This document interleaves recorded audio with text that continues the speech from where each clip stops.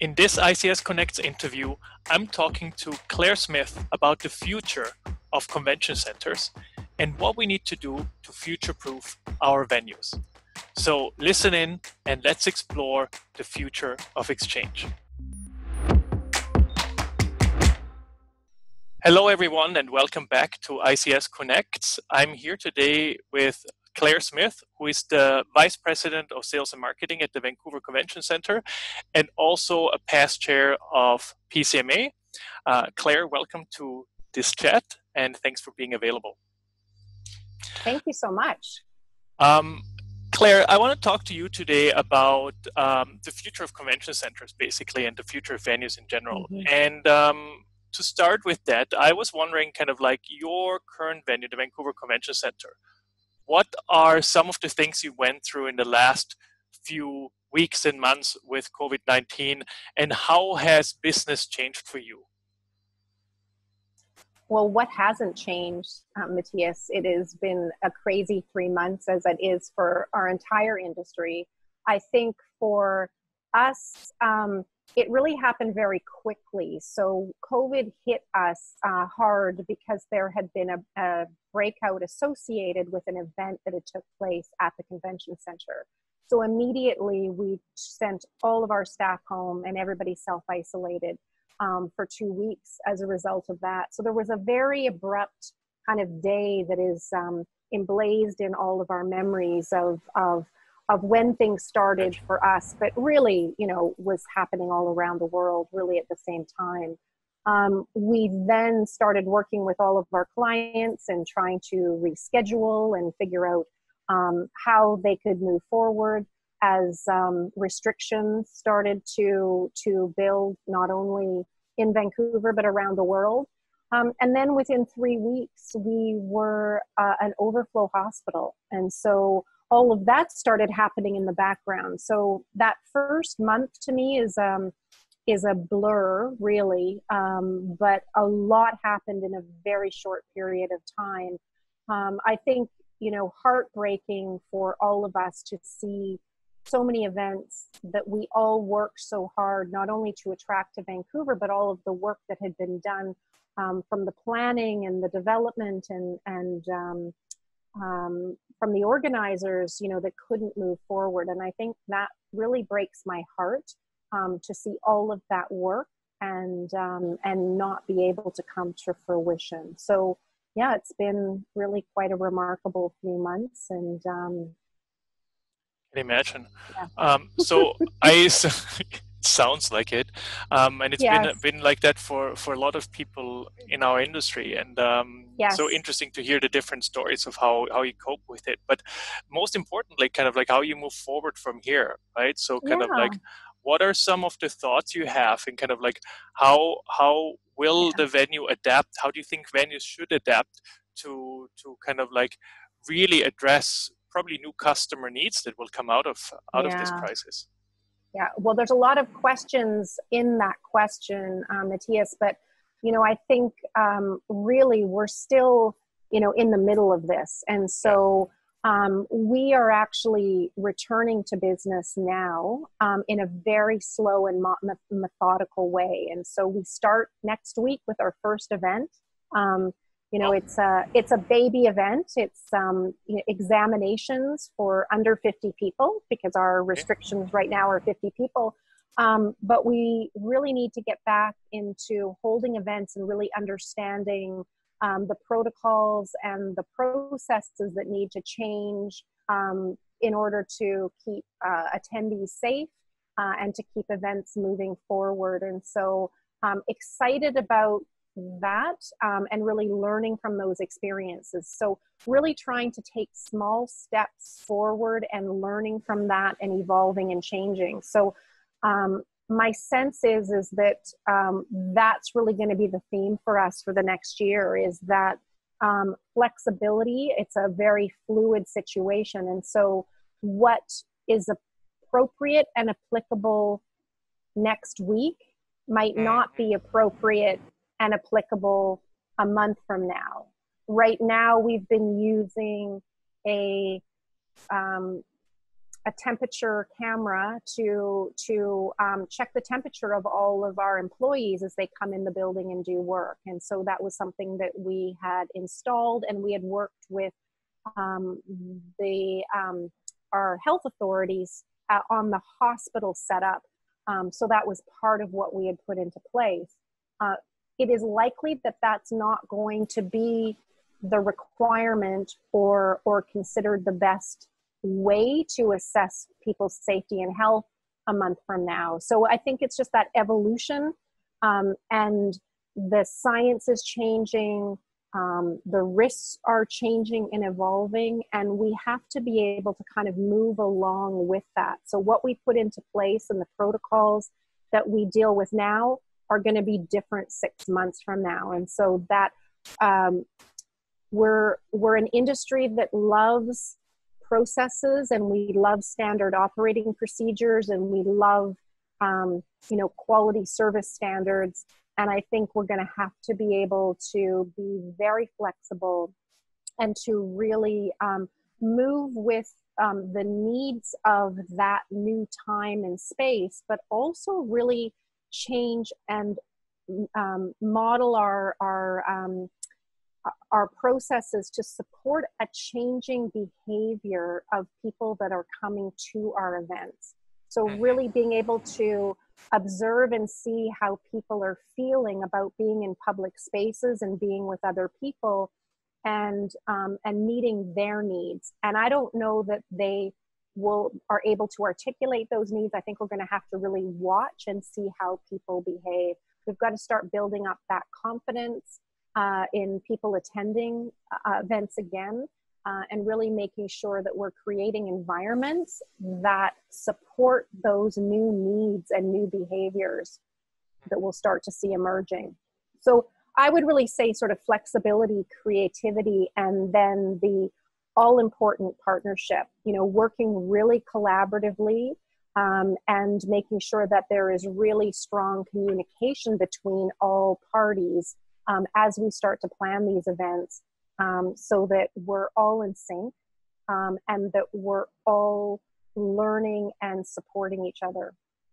So would you say then, with that in mind, and also mentioning that one of your first events is an exam that's happening, do you see like convention centers around the globe becoming much more multi-purpose venues that actually have some sort of a community focus, and really try to serve the community that they're in first, and maybe conferences will become more of an add-on to that? Or do you think kind of like we will still focus on international conferences and the community focus will be secondary? Well, I think for any city or convention facility to be successful, it needs to be a balanced portfolio ultimately. I think we're adapting quickly to support our communities because it's our communities that need support right now. And so we're all trying to figure out ways to be part of the solution to help support the return to business, not just our business, but other businesses. So the example that I'm giving you, really all examinations, professional and within trades, has stopped for 3 months. And there are people that need to get back to work and need to get certified. So I think there's ways that we can, as venues, help support the getting back to business and helping to kickstart the economy again. I think that's critical. We also have played an important role in supporting the healthcare strategy and plan for our region, and centers around the world have stepped up and been called into service to be able to help support, whether it's being a shelter for homeless individuals or soup kitchens and food banks, or whether it's actually a medical requirement. So I think we've all been called into action to support our communities, and we're all happy to do that. But ultimately, I don't see that as displacing or changing the focus of the business that ultimately we want to do. It's critically important that we are part of our community, that we engage our community, and that we create opportunities for our community to engage in the events that we host. But I think our main priority is around being an economic driver for those communities. And by bringing in delegates from around the world, we are able to really create the maximum opportunity as an economic driver. So I would say a balance, but I think right now we're really focused inward, as all of us are. Yeah, I know what you mean. I know what you mean, and it's good to hear though you did this perspective of kind of saying kind of like even like working on an international business that's serving the community, right? You're kind of like and you no matter what you're serving the community, if you're kind of like now dealing as a soup kitchen or you're later on bringing international visitors back to town, and I think that's an important perspective. I think that we can see across the industry. Moving forward and looking at what's next and beyond the health concerns, right, that we have right now. I mean, lots of what we're doing right now, Zoom conversations, that's replaced lots of personal meetings right now. Webinars replaced replaced live conferences. So we're entering probably a new era of how we meet and how we disseminate knowledge. Where do you see the role of convention centers in that? And what do you think, kind of like, how can convention centers remain relevant in a world that has increasing online capabilities and online conferencing, kind of like probably products and offerings? You know, I think that we have seen a huge move to online, and that's been out of necessity, not necessarily out of desire. And so I think we'll have this year of online experiences, and my sense is that people will be wanting to get together face to face, and that there will have been a recognized void in all industries as they've not been able to do that. So I am confident that once the health concerns are lifted, it will be more around the economic challenges, and there will be a period of time where industries will be dealing with the economic challenges as far as supporting events, sponsoring events, exhibiting at events. So I think there will be that kind of second wave of impact.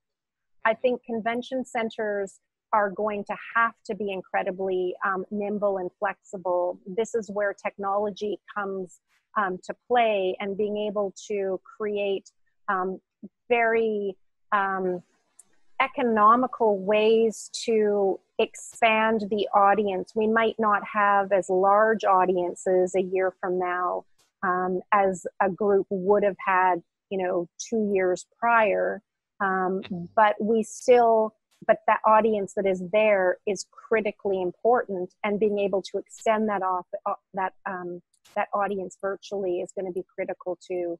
So I think making sure that we have the infrastructure to be able to support and enable that, hybrid type of experience, being flexible enough to be able to make changes quickly and to reassess how space is being allocated and what that space is being used for, and supporting our event organizers and our PCOs to come up with multiple options, but also in an affordable environment, because really revenue is going to be challenged on all sides. And so that partnership piece and collaboration that I talked about before is going to be critical, because we have to be able to make the business model work. And so I really think that sort of 1 to 3 year period is going to be really interesting as we start to see business models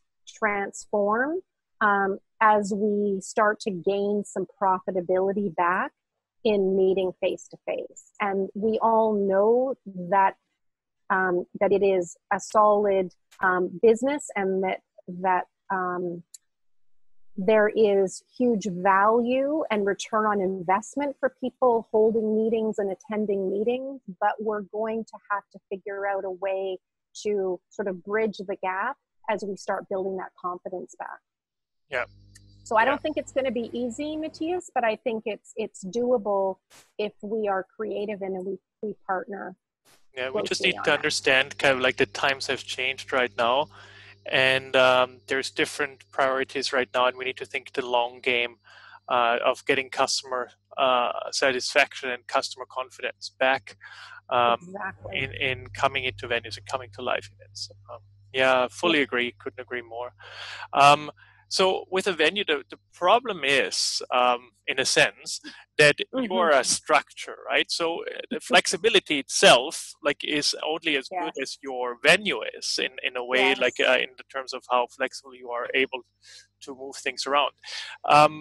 So that, knowing that, if you would build a venue from scratch now versus 5 years ago, what do you think would be different? Like, what would you kind of like do in a venue that you wouldn't have done 5 years ago or wouldn't have thought of, or even 3 years ago? Well, you know, it's funny because I've always said that flexibility is the greatest asset, and having sort of a modular type of environment that allows you to reconfigure and to change and evolve spaces as needs change are going to really allow people to maintain that sort of competitive edge. So I've always been hesitant to make huge spaces that commit them to one single use. You know, so I've always struggled with fixed theaters because the ability to adapt and change that is limited unless you have one of those wonderful structures that actually moves away and comes back, so the actual retractable. So I am very, very supportive of spaces that can be changed over time. So whether it's movable walls or spaces that can be changed and actually reconfigured, even architecturally afterwards, I think allows a venue to be able to evolve, because, you know, things come and go in theory, in style. So that ability to be able to, with minimum financial investment, being able to kind of evolve spaces and to freshen them and to modernize them are critical. I think one of the trends that we saw maybe about 5 years ago start, but I think is going to be even more important, is that indoor-outdoor flexible space and being able to extend your event outside. I always look at what is happening with people's homes. And if you think about, how home design and home architecture sort of starts to change, I think that's really telling you how people are wanting to live. And being in an event and being in a meeting is kind of an extension of how we live. And so that indoor-outdoor piece of it, to me, is really important. And allowing that we develop our buildings with really beautiful context sort of around them, so that you can utilize spaces in different ways, and it doesn't have to all be, within an exhibit hall or within four walls of a center. So that ability to kind of spill out, and also the ability to move the event kind of into the community, so that sort of location that allows a meeting to tie into its neighborhood or its precinct is really, really important. And some great examples of that over the last few years with some new builds that really take advantage of that local kind of precinct. The precinct idea, I think, is such an amazing idea, and I think kind of like what we have right now can really accelerate that. And I know Vancouver is really working hard on this, but I also know other cities like Washington D.C. have looked at what's around the convention center. What could we use? Art galleries, cafes, and so on. And I do think that's part of the new experience. I think if people come back to convention centers, if we have them back in live meetings, we need to give them an added value. Putting them in a dark auditorium for 3 days will not motivate anybody to get on a flight on the short or long term and come to a destination. So I think, I heard a very interesting sort of talk about how we're going to have a different relationship with work. You know, all of us have been working remotely primarily through this period of time, and we're going to have a different relationship with our physical office space. And so we're going to go to our office if it makes sense for us to go to our office, but no longer are we going to feel that we're going to put in time, you know, Monday to Friday, 8 to 6 or whatever hours we work, that we're going to just go there because that's what we're supposed to do. So it has to make sense for us to spend time in our office. That really resonates with me, and I can see that even amongst my team. But we're going to feel the same way about a meeting and being in any environment, is that there's got to be a really compelling reason of why we would sit in that convention hall or convention center for hours on end. It's got to make sense. There's got to be extra value. So people are going to be weighing it, not just financially, but they're going to be weighing it against what else could I be doing. And it needs to be really meaningful for me to get on a plane and to fly. It's going to have to be a better experience than what I could get in an online type of experience. So I think we're all going to have a little bit of a different relationship. We know that we can do things digitally, and that's great. And we're going to want to go into the office or going to want to go to an event, but it's got to really deliver something that we can't get in another way. I love that as a final message for this conversation, because I do feel this is so key. And one of the things we always forget is, or I don't think everybody, but many of us forget, is this is the people's business. It's pretty simple when you just start kind of like really looking at people's behavior, and you really figure out what do you want, how are you motivated, right? So to do something, and that's very often something that we can really translate into what our clients want. And I think this focusing more on experience and really kind of making it worthwhile to travel somewhere, to take this time out of your day to go somewhere, putting more thought into that is, I think, overdue. And with or without COVID, it would have been important to think about it. We just accelerated it because now we realize much more than ever, yes, this works. I can give you information over Zoom. I can do webinars. I can get the latest this way. But what is the added value of going somewhere? And I think I agree. Us all working together, venues, PCOs, convention bureaus, and the neighborhood and other people that we might not even have thought about a couple of years ago, that need to be part of that infrastructure. So I think that's so important. Yeah, and I think it's going to be really interesting sort of to see what behaviors continue on past COVID, because I think it's easy for us to get distracted and fixated on what the requirements are today. And so we can think about physical distancing, and we can be making plans around physical distancing. I don't know that we'll be physical distancing forever, but what are the behaviors that will arise from that will sustain? So I think it's really kind of seeing how people evolve as restrictions are starting to lift, and see what people are carrying with them that might be a longer term behavior, and that we don't spend too much time and focus beyond what we need to do in that short term. So I think it's going to be really interesting to see what we hold on to from this experience that becomes sort of enduring, And then how do we adapt our meetings to support that new behavior? Yeah, you're preaching to the choir, and I think it's such an important message really out there, because I couldn't agree more. And let's focus on the long term. Let's make sure we kind of have a more well-rounded experience for our delegates and for anybody visiting our destination for an international conference or for any business events. I think that should be our focus, and focus on the long term, not just the short term social distancing requirements, but the long term. What does it mean for us 1, 2, 3, 4, 5 years from now?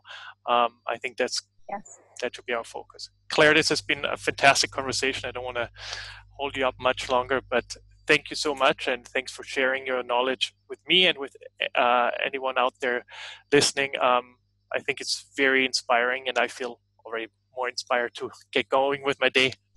Well, great to talk to you, Mathias, and I look forward to many more events in the future. And as excited as we are about our first little one, that is going to lead to getting back and to getting us where we need to be as an industry. So I'm excited about the future. Perfect. Thank you, Claire. Thank you so much. Bye-bye. Thank you. Bye-bye. Bye-bye. Thanks, everyone. Bye-bye.